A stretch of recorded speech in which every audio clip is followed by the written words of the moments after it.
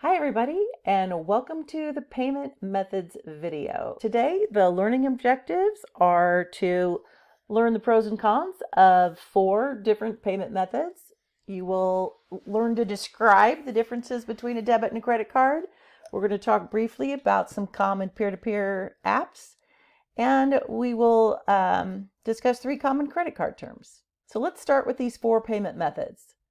Take a look at these. They should all be familiar to you. Which one is your preferred method of payment? Let's talk about cash. Why is cash a popular payment method? Well, it's pretty easy to use. Most anybody will take it. Some companies might give you a discount if you pay in cash. But if it's stolen, it is gone for good. So you've got to be careful. Probably not safe to carry a lot of cash around with you. Now, debit cards, these are great because they are set up with your checking account. Anybody who's got a regular income into their checking account can use a debit card. You can cancel it if it's stolen, but few have points or reward programs associated with them. Now, credit cards, those are a little bit different. They're ideal for people who are traveling because, of course, cash is easily stolen. So sometimes a credit card feels, a little bit safer.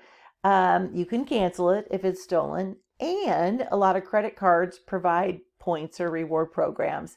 And a lot of those are tied to travel, hotel discounts, airline discounts. So there's a lot of incentive, I think, for a person who travels a lot to carry a credit card.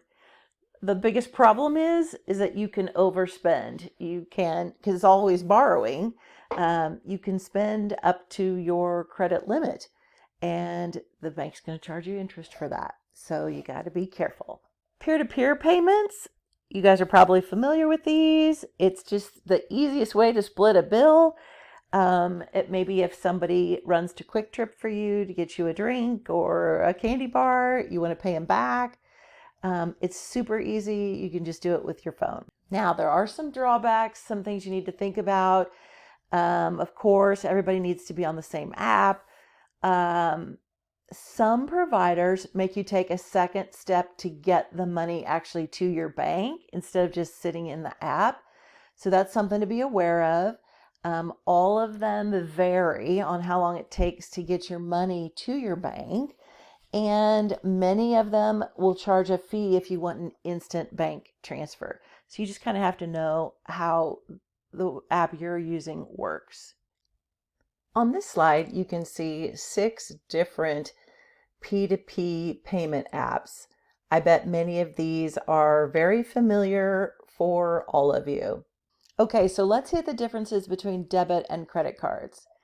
Basically, you need to understand what interest is because this is the biggest difference. Interest is the charge that the bank is going to charge you for borrowing money from them. Any lender is going to charge you interest, and maybe unless it's a grandparent who just loves you so much, they're not going to charge you interest. But it is usually set up as a percentage of the amount you've borrowed. So when we are looking at comparing a debit card to a credit card, the debit card, there isn't going to be any interest charges because that's your money. It's coming straight out of your checking account. You know what? If you try to spend more money than is in that account, that card is just going to be declined and you're going to walk away without your purchase, but it's no problem because there's no interest charge. You're not borrowing.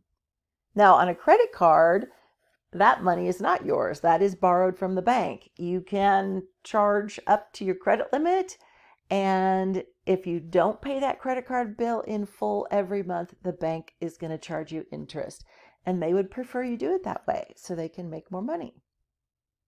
Now, there's 3 terms you need to know about credit cards that credit cards use. Credit limit, we've talked a little bit about. That's the maximum amount you can spend on your credit card, and that is in 1 month or it's over time. Whenever you hit that limit, you got to stop. The minimum payment is calculated by the bank. It's going to be the smallest dollar amount that you're required to pay. And if you're not paying it off in full, if you're just paying that minimum payment, you're going to be paying a lot of interest to the bank. APR stands for annual percentage rate, and that just helps you better understand how much that lender is really charging you to borrow that money. Take a minute and read over this quote and think about what it's saying. Do you believe it or do you not believe it? The last thing I want to show you is a very big number, $1.03 trillion. That is the amount of credit card debt in the United States as of the end of June 2023.